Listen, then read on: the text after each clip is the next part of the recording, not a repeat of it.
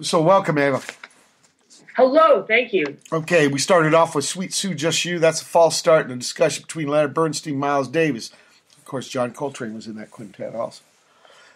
Then we had Sawako and Daisuke Miyatani and Small Planet, and I'm so tired. I'm so glad.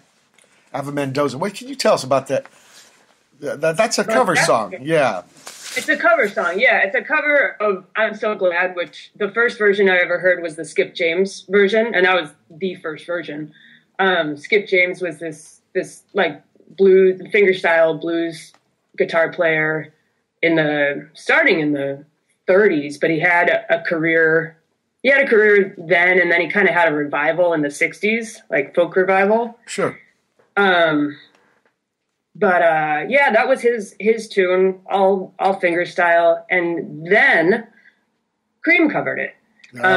That's the one I know.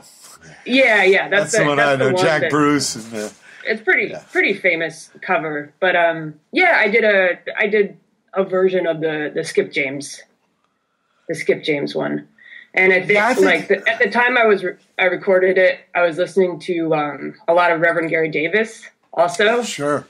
Incredible. Another kind of contemporary of Skip James, and there's definitely some things I ripped off of him in there. Borrowed, recycled, yeah, recreated. That's right. Yeah. Now I think somebody like the Black Keys, they would have done the cover of the Cream cover of the Skip James original. Sure. It's cool to take from those guys because nobody else is checking them out these days, and it's good to keep that stuff alive. Yeah, I love that music. Yeah, well, people forget, I think they forget that sometimes that there's links in the chain. There was the last shift, this shift, and the next shift, and things just don't happen, out of nowhere. Speaking of which, your experience now, what's the oldest memory you got concerning music? Whoa, that's hard. I mean, my parents were into classical music, and they were into like earlier Miles Davis and John Coltrane.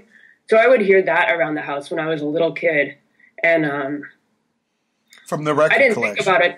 I didn't think about it then, but I guess I just had the idea that like things maybe of that kind of linkage, that things started way back and they were connected to things that were happening now, and that like music didn't start in the 70s. So when I started this is the period you're talking about, 70s. You're in your folks' pad, and it's the record collection, stuff from classical, stuff from early bop. Yeah. And can you remember the first record that you bought yourself? Oh, that's more embarrassing. Do we have to talk about this? No, that was I think it was a Green Day record. I was living in Orange County, and that at some point I decided that I shouldn't listen to anything older. And so I was like 10, and my first tape actually was a Green Day tape. Orange County. Who was the other guy? That's what it'll do to you. But I'll tell you this. I did an interview. I'm in a band with two Italian guys, and I did an interview with them. And the drummer man was all embarrassed when I asked him the same question.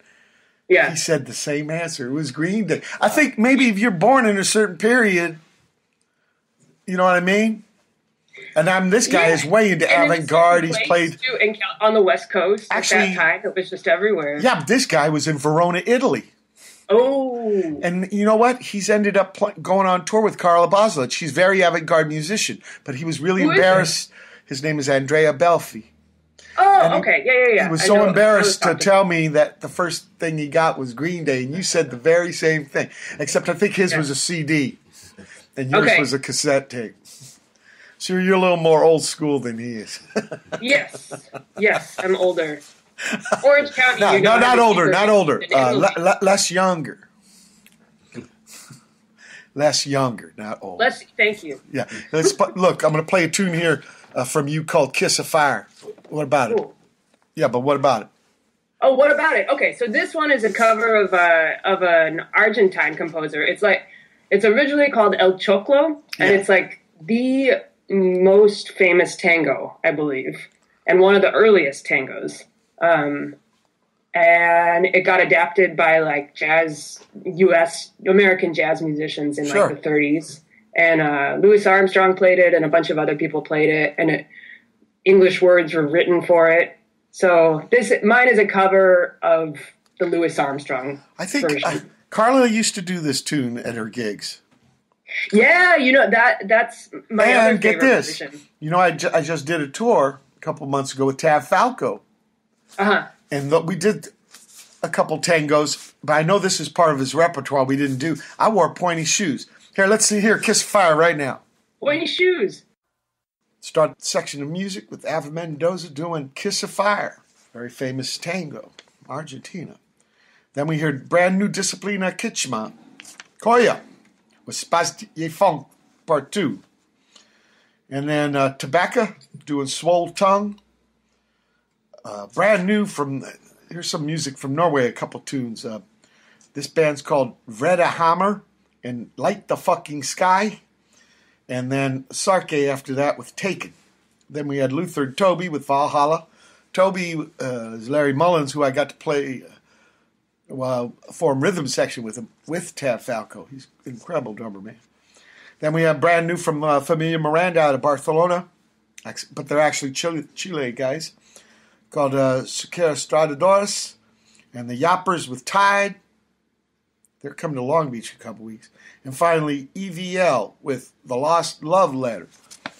Okay, so in between hearing the classical and the bop from your parents and getting the Green Day record, did you ever had the moment yet come for you to embrace the guitar or any kind of musical instrument? It had. I mean, I started playing classical music when I was really young. I started playing piano when I was 5, and then classical guitar when I was 7. Was this your idea or your parents? Yeah. I was only allowed to play classical music, but I was given lessons, and I learned to read and like learned to play from that. So there's a piano in the house, in the living room? Yeah. They got me a classical guitar. So I was really into that, but I also was listening to things that weren't that. Yeah. More and more. So by the time I was like 15, I guess, I got myself an electric guitar and started trying to play that. But I didn't know anything, and I didn't know anything about not playing stuff off a page. So it was kind of a blank for me. No, I've had friends like that too. Incredible players, but you got to have music in front of them. Yeah. I couldn't. And play also another anything difference probably is classical more playing by yourself, and with electric guitar you want to play in a band with rhythm section. Totally. Well, both classical guitar and classical piano are like such solo instruments. You're not playing in orchestras or bands ever. So I was only playing by myself, and then all of a sudden I was like, I want to connect with other people and play stuff that has improvising. And how do you do that? Right. Well, you probably find some people. You're talking 15. You're probably 10th grader, right? So maybe people in high school. Yeah, well, I was lucky because I went to like a classical music high school called Interlaken, and that's in northern Michigan. Wow. And I met some weirdos there. From Orange County to Michigan. Yeah, Orange County to Michigan. All of a sudden, it climate from change. Green Day to like Pink Floyd. Okay. Also, the weather a little different. Yeah, a little different. Which town? It's near Traverse City. Okay. The school is called Interlaken. Sure. So I met some people that liked free jazz there, and met some people that I was already listening to like punk rock. I had heard some of your records by that point, and like was like, who are the Minutemen? I need to check these people out. D-Boone. But anyway, when I got to Interlaken, some people were listening to weird jazz, and I started like trying to play with some of them. One of them was on your show, actually, John Dykman. He's living in Holland. Yeah. We went to high school together, and he was like the first person that I played improvised music with. Wow, small world, because I met him through a painter man from Boston who moved to Amsterdam. Okay. Small world. Yes. Small Okay, world of so you weirdo. started people at college. You start jamming with. Yeah, still in high school. Oh, I And mean, then- not college, high school. I'm sorry. Yeah. You know, and then I heard like Sonny Chirac, and I heard Albert Eiler, and heard people that were coming from jazz but doing this other thing with it. Yeah. And I was like sold. Sold. You got bit by the bug. So, Yeah. besides jamming with John, did you make any kind of bands? Not really, not until later, really. Like that, after high school, when I was in my early 20s, I moved to Oakland, California. That's where I meet you in the Bay Area playing with Devin Hoff. Yeah. Remember that gig for Leonard Pelletier? Yes, exactly. But there I started playing in more like kind of no-wavy rock bands. But that wasn't until, I was 21 or 22. Did you do more education with the music? I did, yeah. I went to Mills College. Yeah. In Oakland. That was when I moved up there. So I went there and like continued reading music and like having a foot in the, I guess, modern classical world. Yeah. And I studied some electronic music. But by the time I got out, I was just playing guitar all the time and like playing in noisy rock bands and like just playing anything I could, really. Actually, you were getting closer to the Green Day territory. I was right. Maybe it was right pulling in you. The magnet was pulling you there. Yeah. Some I was Gilman playing Street. at Gilman. Gilman Street. So, That's been the story of my life, actually. It's just an arc ascending towards Green Day. now descending away from. Any day now, I'm going to catch up. Now, these bands you were playing with, were you the prime motivator, or you were more like a side mouse? Mouse. Were you a helper? Did you? The other people were the composers. Yeah. It was different in different things. Okay. I had a band with this drummer named Mostiano, he was the drummer in Sleepy Time Gorilla Museum for a while. We had a band that was like kind of the two of us, I guess, started it. It was really his thing that he started, but then we became like the two prime motivators, and that went for a while. That was called Mute Socialite. And then I had a band called Quack with Weasel Walter and Devin Hoff, actually. Weasel Walter. But, yeah. But wasn't he... Does he live in Cleveland? I don't think he ever lived in Cleveland. He lived in Oakland while I was there. Okay, Oakland. He was from Illinois. He lived in Chicago for a while. That's right. He's from Chicago because he came out here with Wasco, remember? Brother Matt? Oh, yeah. Yeah, Weasel Walter, there was that gig at Harold's. Okay. The Tanks. That's right. Yeah, Scarcity of Tanks. Yeah. That's right. Yeah. I remember. Okay. So you had a trio with Devin and Walter. What was it called? Quack? That was like all of us equally kind of bringing in music and arranging it together. Okay. And the name Quack? Quack. Quuk. We spelled it a couple different ways, actually, but that was like the most common one. Okay. What is a quack? So, yeah. Is a quack a real? Is it imaginary? What is a quack? We thought, Weasel said that it was the Vietnamese word for whip. Oh, okay. But, so we were like, okay. Sure. But then I don't think that's true. We looked that up everywhere that we could, and we didn't find that anywhere, and Vietnamese people didn't agree that was the word for whip. There's a hint right there. Yeah, they did not agree with Weasel. But it also, QWOC is queer woman of color, and we thought it would be funny to make it QUOK, but still pronounced like queer woman of color, because it's me and two white guys in it. Sure. So, it was a combination of Did you guys misunderstanding Vietnamese and queer women of color. Yeah, that's the way the Bay Area is, to mix up ideas like that. I'm into it. Did you guys ever record? We did record, actually, but it... I got to get some quack for the show. Yeah, that may come out this year. It's been sitting on a shelf for a little bit. It's never been released. Okay. And how After this, is this kind of when I met you? Yeah, right around that time. Devin invited me to play that show with you guys. Sure. It was a July and rainy cold. That's the way that city can be, Brother Matt. Yes. It was like July 25th or something, raining cold. Like you would think it was like, beat down winter. For the city. But, we played, what did we cover? We played a Stooges song. I think Funhouse. What's that? Wasn't it Funhouse? Yeah, we did Funhouse, but then that guy grabbed the mic from you and started singing Dirt. Yeah, that's right. Well, it was amazing. Because and that's he sang incredible. it with so much heart. I know. The wrong song. I know. It was just the wrong song. But that's the magic of Stooges. You can sing any kind of words. The words are interchangeable. Actually, when I was a kid, I thought the first sight of Funhouse was all the same song, just done 3 different ways. I thought Loose and TVI and Down on the Street was all the same song. I like records like that.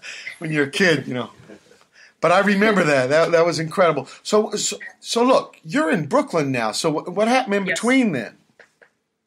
In between then, well, I was in the Bay for like maybe 5 more years after I met you then. And I started doing my band called Unnatural Ways. And that was like my first... That's right. My first thing where I was like, this is an outlet for me writing. And that's what I played a lot from that album. So you must stop your unnatural ways. There's a couple riffs on Shapeshifter and Unnatural Ways. They were 2 themes that ran through that album. Look, we're at the end of the first hour, January 20, 2016 edition of Pedro Show. Brother Matt, our guest, Eva Mendoza, hold tight for hour 2. Start the second hour off with something from Eva Mendoza. Don't Pity Me. What can you tell us, Eva?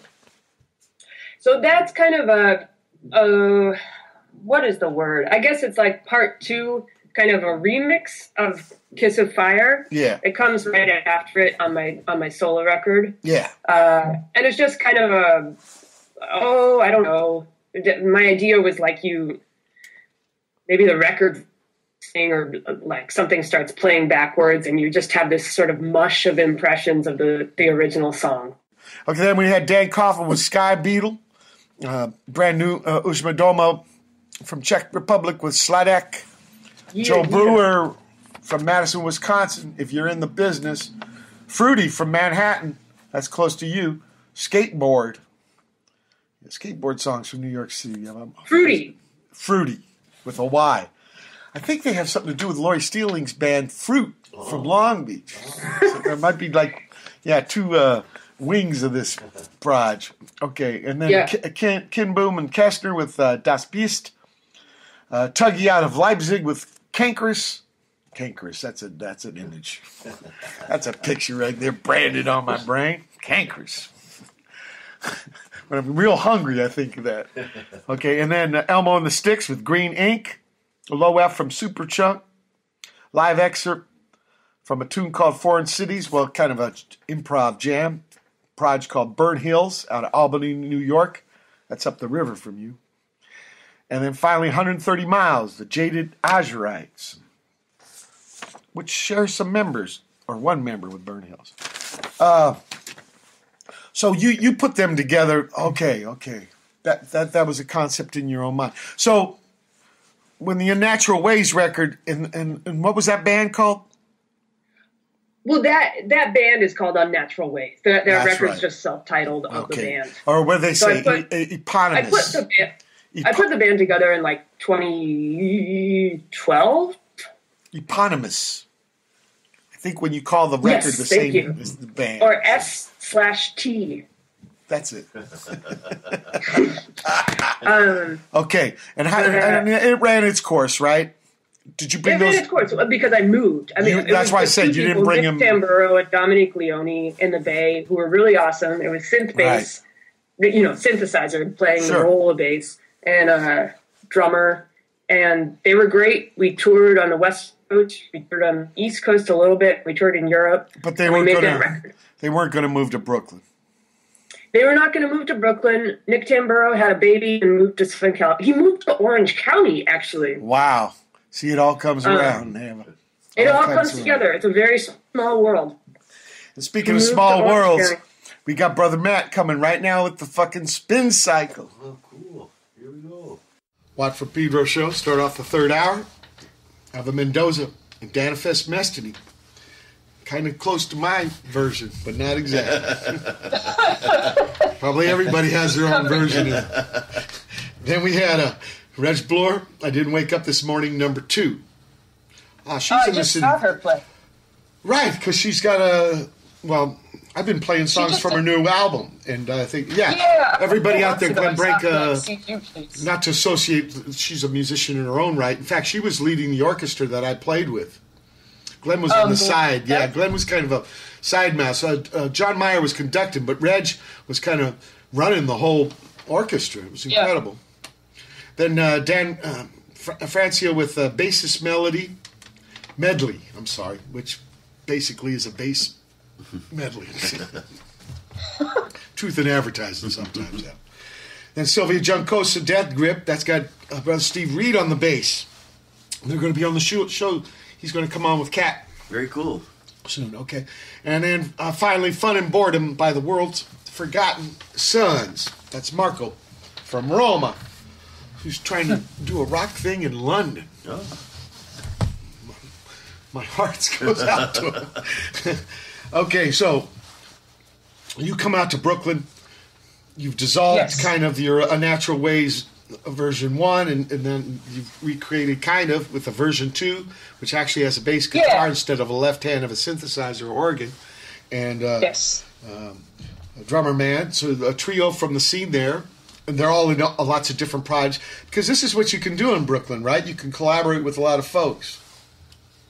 I mean, there's so many people who are so good here. There's never a shortage of really good musicians here. I think it's just finding the people that you like to work with and that your style is compatible with. Yeah. And the thing with me is I like to rehearse. I love to rehearse a band and, get it sounding super tight and solid. And many people here do not love that. Practice. It's funny. Yeah. If you talk to a basketball player, I bet you wouldn't find one guy out of 1,000 that would tell you he was going to go to the gym and rehearse basketball. Why with musicians do we rehearse? Man, why is practice is like a juvenile word? It's a little kid word, a little boy word. Why do you inflate our ego rock with the fucking rehearse? I know it's only semantics, but man, it fucking burns the shit. I guess practice, I think, you can practice on your own. Rehearse is more like a band. Oh, so you would never rehearse on your own? And practice, too. But, I mean, a lot of people here are great, really hard-working musicians, but they don't love to, get together with their band and play stuff over and over again. I do love that. So it's good for me to have a band where people are into that. Yeah, but you like... What about this idea of free improvisation? How do you practice that? Well, you I guess you just improvise. That's right. Yeah, you just don't do the same thing twice. Okay, that makes sense. It makes good sense. But they don't even want to do that. They don't even want to practice. They don't want to even practice improvising. What's that? They don't. I could see the same thing over and over again. But what about practicing improvising? A lot of the stuff that I'm writing now in Unnatural Ways doesn't have a lot of improvising, actually. It's more like just written rock songs. Oh, okay. So because it's more like that, we kind of need the practice. Sure. But also, I do like practicing improvising with people. Like, I like doing sessions at people's houses and developing something and then playing out. Instead of, playing out the first time that you play with somebody, and it's sort of a crapshoot if it's going to go well or not. Sometimes that's great too, but I think I just feel like I want to work stuff up a little bit more right now. No, we're going to play one more song from you here called "Is This a Joke?" What can you tell me about this tune? That's the last song on the Unnatural Ways record from the West Coast band, and that's it's kind of a response to an Ornette tune that's called "Free." Sure. And it really references that tune a lot, but it's also he's saying free and I'm saying, is this a joke? Really? We're free? Yeah, right. Yeah, don't pay attention to that man behind the curtain. Well, let's listen to it right now. Watford Pedro Show, last music for today's edition. Did you hear that knock, brother? Yeah. Trippy. The outbreak, they usually kick open the hatch. They wouldn't usually knock. Right? You just give it a good boot, flying karate kick. All right, I should be making jokes here. Is this a joke? Eva Mendoza. Then Cosmodrome with Peace Mission at Hamburg. And Piano Wire after that. Actually, the next two bands are England. I think they're starting a tour. Piano Wire with Visions of Disorder. They did split 7-inch with Hyena doing Mental Home. So good luck on the road, guys. January tours. Love it. Especially in England and Northern Europe. Be safe. Then we heard Mr. Susan with something live, Muffin Fish Beard. Now, you might be seeing some of that in Brooklyn, right? Muffin fish beard? Well, there's a lot of interest in face hair, it seems. Yeah, well, the waxed curled mustache. Yeah, that's it. Yeah. Too much for why? Too much maintenance. I'm. Yeah. You know, I come from Virginia, but I like this California thing about being a little relaxed on this stuff. I didn't wear chonies till I got sick. Pay more attention to facial hair? In Virginia, I was a boy, so none of us had. You didn't have to think about it. My pop, I remember he grew a mustache in one Vietnam tour, and I found that picture years later. That's why I grew my first mustache. But as a boy, yeah, facial hair was some kind of far-off planet. Yeah. I was more... there's lots of enormous beards, larger than life beards. I got into that. Like Sons of David. The baseball team, right? The House of David. House of David. You know the Buddy Rich tape, but I'll tell you, when they get real long, they start breaking off. It actually gets shorter and stuff. Because I did not shave for tours. I never got it. Too much maintenance to cut little lines, but I did just let it grow because I didn't want to shave on tour. Yeah, once I started getting the face hair, I didn't dig it. But I didn't dig shaving either. It was a dilemma. Sort of like having to, squeeze out turds just because you ate something good. It's a hard life. And finally, just strewn with difficulty. And from Long Beach, Rats in the Louvre. That's the museum. Not the loo. Is it England where you shit and piss? Yeah, loo. Loo. But there's no V-E-R-E. No. Okay. The problem is, and finally, John Truby with Your Stupid Friends. John Truby up there in Santa Rosa now. Maybe I ask people that... Also, before I get to the advice asking part, what's your next plan? Is it to bring this trio overseas? Yeah, we're going overseas in April for about a week, maybe a week and a half.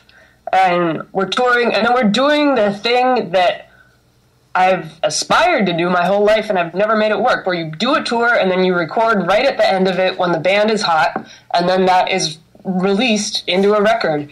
Because all that good prac of doing the gig every night. Yeah. So we're going to record, I think, in Budapest at the end of our tour. Hungry. And it's coming out on Zodic, on John Zorn's label.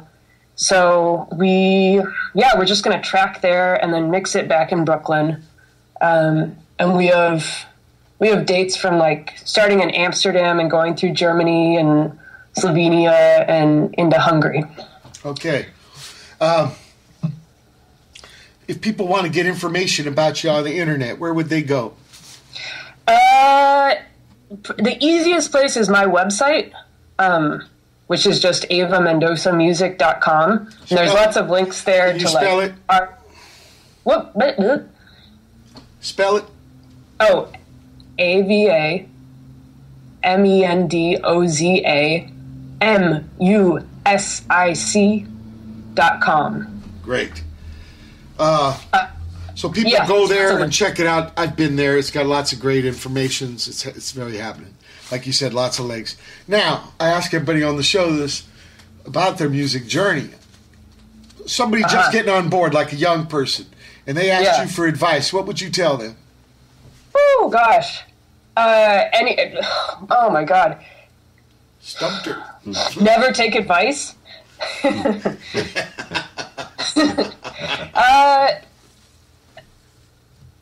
I mean that is actually advice I would probably. That is a good piece of advice. Just to, if something advice. feels good to you and something feels right musically, keep doing that. Don't let anybody talk you out of it. Yeah. Try not to go broke.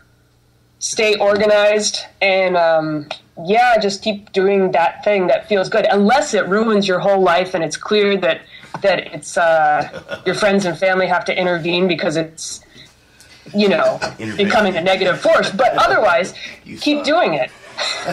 Keep on keeping on? Yes, stay on the bus. Okay, great advice. Thank you so much for being on the show, me and Brother Matt. Very honored to have you talk with us and bring your wisdom, your music, your fucking passion. Thanks so much for having me. Art form. Mike Watt. Yeah. Oh, that was awkward. It's been January 20th, 2016 edition Watt for Pedro show. Thank you again. Hey, Mendoza, hold tight with that California weather out there. Everybody else? Oh, God, yeah. Keep your power.